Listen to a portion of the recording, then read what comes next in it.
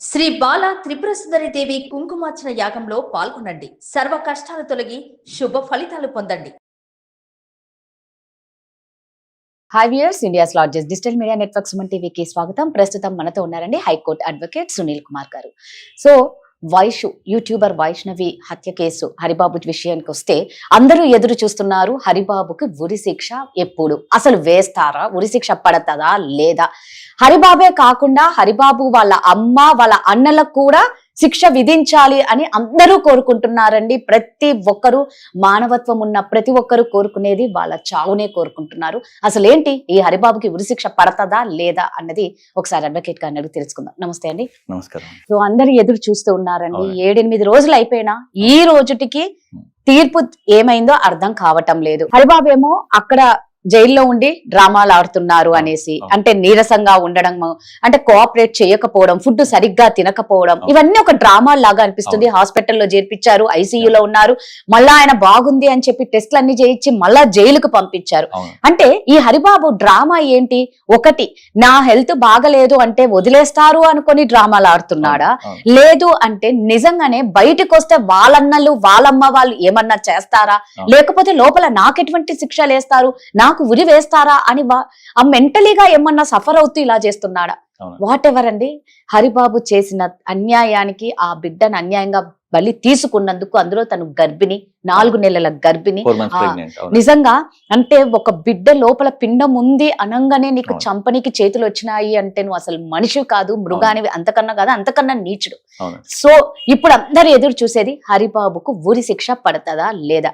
ఒక హరిబాబే కాదు, హరిబాబు వాళ్ళ ఇంట్లో వాళ్ళ అమ్మ వాళ్ళ అన్నలు. ఈ ఎంటైర్ ఎపిసోడ్ చూస్తే ఇతను హాస్పిటల్కి వెళ్ళడం, మానసికంగా బాగాలేదని ప్రూవ్ చేసుకోవడం ఎందుకు అంటే, ఒక శిక్ష పడినప్పుడు జనరల్ గా ఒక ఇన్సిడెంట్ జరిగింది, అతను మర్డర్ చేసినాడు, ఇది మర్డర్ కేసు కింద బుక్ అయిందండి. తల్లిదండ్రులను కూడా రెడ్ విత్ 34 కింద వాళ్ళని కూడా చేర్చినారు.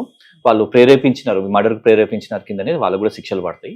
కాకపోతే ఇక్కడ ఏమైతుంది అంటే, ఇతను ఏ విధంగా ఎటువంటి పరిస్థితులలో మర్డర్ చేసినాడు అనేది చెప్పడానికి ఇతని యొక్క మానసిక పరిస్థితి లేదు. ఇన్సానిటీ అంటే కొంచెం పిచ్చివాడు, అంటే ఒక హైపర్ పర్సన్ చేసినాడు అని చూపెట్టుకొని రేపు శిక్ష తక్కువ పడడానికి. జనరల్ ఎటువంటి మర్డర్ కేసులలో ఎట్లుంటుంది అంటే, గ్రావిటీని బట్టి, కేసు యొక్క గ్రావిటీ, ఎటువంటి పరిస్థితుల్లో మర్డర్ చేసినాడు అంటే, ఒక తప్పని పరిస్థితులలో చేసినాడా, లేకుంటే విచక్షణ రహితంగా చేసినాడు, అలాంటి పరిస్థితులను గమనించిన తర్వాత, ఇది ఆల్రెడీ కోర్టులో ఉంది కాబట్టి మనం ఏం చెప్పకూడదు. జనరల్గా ఎట్లుంటది అంటే, అటువంటి శిక్షలను అంటే అటువంటి పరిస్థితులలో, ఎటువంటి పరిస్థితుల్లో ఇతను చేశాడో దాన్ని బట్టి శిక్ష తీవ్రతరం ఉంటుంది అన్నట్టు. అంటే గ్రావిటీ ఆఫ్ ద కేసుని బట్టి సివియారిటీ పనిష్మెంట్ ఉంటుంది. జనరల్గా అయితే యావజ్జీవ కారాగార శిక్ష పడాలి జనరల్గా. అయితే ఇప్పుడు మీరు అడిగింది ఏంటంటే, ఉరి శిక్ష పడుతుందా లేదా అనేది, దాన్ని మనం ముందే ప్రిడిక్ట్ చేయలేము. ఎందుకంటే ఇక్కడ జరిగిన దాంట్లో అతను ఇప్పటికి కూడా అతను చేసే హాస్పిటల్ ఎపిసోడ్ అంతా చూస్తే, హెల్త్ బాగాలేదు, నేను ఇన్సనిటీ అంటే నాకు హైపర్ గా ఉన్నాను, నేను ఆలోచన మతిస్థిమితం కోల్పోయిందనే ప్రవర్తన ఇయాటి నుంచి స్టార్ట్ చేసినాడు. ఇదంతా గేమ్ లాగా కనబడుతుంది. నిజంగా బాగాలేకుంటే ట్రీట్మెంట్ ఇస్తారు, కానీ మ్యారేజ్ కి ముందు కానీ, మర్డర్ కి ముందు కానీ ఇతనికి ఇన్సానిటీ ఉందా, పిచ్చితనం ఉందా, హైపర్ పర్సన్, ఇవన్నిటికి అప్పటి నుంచి ఉంటేనేమో ఓకే, జడ్జి గారు కన్సిడర్ చేసే అవకాశాలు ఉంటాయి. కానీ మర్డర్ అయినాక ఇవన్నీ చేస్తే మాత్రం కన్సిడర్ చేయరు. కాకపోతే ఏంటంటే, ఉరిశిక్ష పడుతుందా లేదా అనేది ఫైనల్ వర్డిక్ట్ అండి కోర్టుది. ప్రజలు కోరుకుంటున్నారు అంటే, చాలా మంది చూడండి, సొసైటీ కోరుకుంటుందని కోర్టులు చేయవండి. కేసును బట్టి, కేసులో ఉన్న గ్రావిటీని బట్టి, దానిలో ఎటువంటి పరిస్థితిలో చేసినాడు. ఇక్కడైతే చాలా సివియర్ పరిస్థితి అండి. ఎందుకంటే దట్టు ఉమెన్, తన భార్య, మూడోది ఏంటంటే ప్రెగ్నెంట్. మనం జనరల్ గా ఒక బస్ లో వెళ్తుంటే ప్రెగ్నెంట్ ఉంటే లేదు సీట్ ఇస్తాం. అంటే మనకు మానసికంగా ఏమనిపిస్తుంది, ఎథిక్స్, అయ్యో అతను ప్రెగ్నెంట్ కదా అని సీట్ ఇవ్వాలనిపించేస్తుంటారు. అట్లాంటి పరిస్థితుల్లో సొంత భార్యని అంత కర్షకంగా చంపడం అంటే పనిష్మెంట్ సీరియస్గా ఉండాలి, అందరు కోరుకుంటారు. కాకపోతే ఏంటంటే జడ్జి గారు తీసుకునే పర్సెప్షన్ వేరు ఉంటుంది.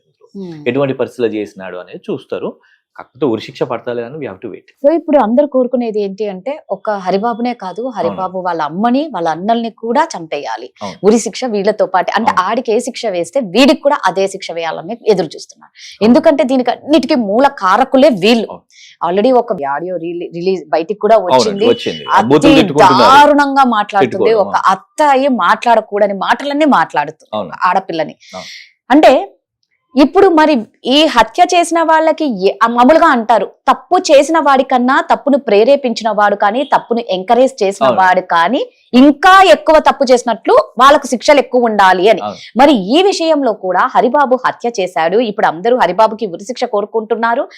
అట్ ద సేమ్ టైం వీళ్ళ మదర్ కి వీళ్ళ బ్రదర్స్ కి కూడా అవును. ఇలాంటి శిక్ష వేయాలంటున్నారు. మరి చట్టాల ప్రకారం హత్య చేసిన వారికి, హత్య చేయమని ప్రేరేపించిన వారికి ఇద్దరికి ఒకటే శిక్షలు ఉంటాయా? మళ్ళీ వీళ్ళని ఏమైనా మళ్ళా క్షమిస్తూ ఉంటారు? అంటే ఇలా క్షమాపణ ఉంటుందని నేను అనుకోవట్లేదండి. ఎందుకు అంటే ప్రేరేపించినారు అనేది కనబడుతున్నది. కాకపోతే ట్రయల్ లో మనకు తెలియాల్సింది ఏంటి అంటే వీళ్ళు ఏమైనా అంటే ఈ మర్డర్ కన్నా ముందు ఏమైనా ప్లాన్ వేసారా, ఆమెను తొలగించుకోవాలని భావించారా, లేదంటే ఏదైనా సందర్భంలో తల్లి కానీ ఆ కోడలు వద్దురా బాబు నాకు పరిస్థితి బాగాలేదు ఆమెను చంపుదామా అని ఏమైనా డిస్కషన్స్ కానీ దానికి సంబంధించిన ఎవిడెన్స్ కానీ ఉన్నట్లయితే ఈ చంపిన అతనికి ఏం పడాలో శిక్షలు వాళ్ళకు కూడా అదే పడే అవకాశాలు ఉంటాయి. కానీ ట్రయల్లో విచారణలో ఎవిడెన్స్ ఈ అబెట్మెంట్ అంటే ఒక చావుకు చంపడానికి ప్రేరేపించినట్టు కనబడితే వాళ్ళకు కూడా ఈక్వలెంట్ పనిష్మెంట్స్ ఉంటాయి. కానీ నాకు అర్థమైంది ఏంటంటే అందులో మాత్రం వీళ్ళకు మధ్యలో తగాదాలు నడుస్తున్నాయి. ఆ తగాదాలలో ఈ అబ్బాయి చేసినట్టు కనబడుతుంది కానీ ఆ పేరెంట్స్ ఇన్వాల్వ్ అయి చంపమని ఎక్కడ చెప్పినట్టయితే ఎవిడెన్స్ లేదు. ఒకవేళ ఎవిడెన్స్ ఉంటే మాత్రం ఈక్వలెంట్ పనిష్మెంట్స్ ఉంటాయి. కాకపోతే ఏంటంటే తక్కువ పనిష్మెంట్ అంటే ఇప్పుడు యావజ్జీవ కారాగార శిక్ష ఇతని హస్బెండ్ కి పడ్డప్పుడు వీళ్ళకు కొన్ని ఇయర్స్ అని సెంటెన్స్ అనేది ఇస్తాడు. అది ముందు జరిగేదని మనం ప్రెడిక్ట్ చేయకూడదు. యాజ్ అడ్వకేట్ గా నేను జడ్జి ఏం చెప్తారని చెప్పకూడదు. కాకపోతే ఏంటంటే ఇక్కడ తీసుకోవాల్సింది ఏంటంటే ఎవిడెన్స్ అనేది ముఖ్యం. తిట్టుకున్నారు, హీటెడ్ అయింది, ఏ ఇంట్లో అయినా ఒక యూనిట్ గా చూసుకుంటే అత్త కోడలు బాగానే తిట్టుకున్నారు. ఆ తిట్లలో మనకు అర్థమయ్యేది ఏంటంటే ఈ కోడలు అనేది వాళ్ళకి నచ్చలేదు. నచ్చినప్పుడు మరి ఇదే పరిస్థితి అబ్బాయి సూసైడ్ చేసుకున్నప్పుడు ఎలా ఉంది, తనకు ప్రేమించమని సూసైడ్ అటెంప్ట్ చేసినప్పుడు అప్పుడు కూడా వాళ్ళు చర్యలు తీసుకోవాలి కదా, కూర్చొని మాట్లాడుకోవాల్సిన సందర్భాలు ఉన్నాయి కదా. అప్పుడెప్పుడు మాట్లాడారు, పెళ్ళైనాక నాకు కోడలు నచ్చలేదని అత్తగారు. ఇవన్నీ జరగడంలో ఏంది అబ్బాయి కూడా అంటే ఆర్గ్యుమెంట్స్ లో హీటెడ్ అవ్వడం, మాట పెరగడం, చంపుకునే వాడికి రావడం, ప్రిప్లాన్డా కాదని ఇవన్నీ ఎవిడెన్స్ బేస్డ్ వస్తాయి. ఓకే అండి, ఫైనల్ గా అందరూ ఎదురు చూస్తూ ఉన్నారు. ఇంకా ఎన్ని రోజులు పడుతుంది, ఇంకా ఎన్ని రోజులు, ఇన్ని రోజులు అయిపోతున్నా అరే కళ్ళ ముందర ఆధారాలు కనిపిస్తున్నాయి, సాక్ష్యాలు కనిపిస్తున్నాయి, వీడియోలు ప్రత్యక్షంగా కనిపిస్తున్నాయి, ఇన్ని కనిపిస్తున్నా కూడా ఈ రోజుటికి ఇంకా ఒక కొలిక్కి రాలే. అసలు వాడిని మాకన్నా వదిలేయండి అని ఎదురు చూస్తున్నారు. అంటే ఇక్కడ ఎన్ని రోజులు పడుతుంది? అంటే జనరల్ గా విత్ ఇన్ 10 days 20 days 30 ఇట్లా ఫిక్స్డ్ టైం ఉండదు. ట్రయల్ కి ఇంత ముందు ఎట్లా అంటే చాలా రోజులు పట్టేదని ఇప్పుడు ఫాస్ట్ ట్రాక్ కోర్స్ లో వచ్చినాయి.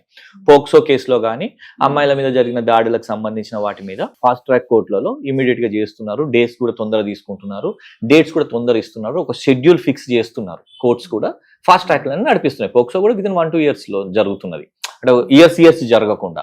ఇది మర్డర్ కేసు కాబట్టి దీనికి కొంత ఏమైతుంది, ఇప్పుడు ఫస్ట్ ఏమైతుంది, ప్రొసీజర్ అరెస్ట్ చేస్తారు, జ్యుడిషియల్ రిమాండ్ పంపించినారు, వాడు జైల్లో ఉన్నాడు. ఇప్పుడు ఉన్నట్టు ఏంటంటే పోలీసులకి 90 days లోపల ఛార్జ్ షీట్ వేయాలి.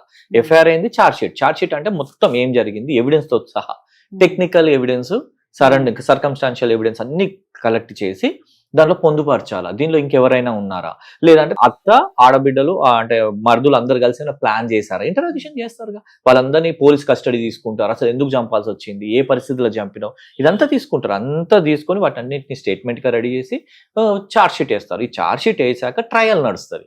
ట్రయల్లో అంటే జనరల్ గా ఏమవుతుంది అంటే ఏ కళ్ళ ముందు కనబడ్డా కూడా ఏ కేసు అయినా దానికి ఏంటంటే ట్రయల్ అనేది compulsory. Chief examination, cross examination చేసినాక ఆర్గ్యుమెంట్స్ అయ్యి ఆర్డర్స్ వస్తుంటాయి. కాబట్టి దానికి కొంత టైం అయితే పడుతుంది. కానీ ప్రజలు కోరుకున్నట్టు వాడిని బహిరంగ ఉరిదీయాలనో మాకు అప్పచెప్పమంటే కోర్టులు ప్రజలను బట్టి చేయవు. యాజ్ పర్ కాన్స్టిట్యూషన్ జ్యుడిషియరీ ఏంది ఉంటుందో అది చేస్తారు. రెడ్ కుమార్ గారు, సో అందరం ఎదురు చూస్తూ ఉన్నాం. నిజంగా ఆ బిడ్డ ఆత్మకు శాంతి చేకూరాలి అంటే ఆ బిడ్డ వాళ్ళ పేరెంట్స్ కి న్యాయం జరగాలని కోరుకుంటున్నాం. Thank you.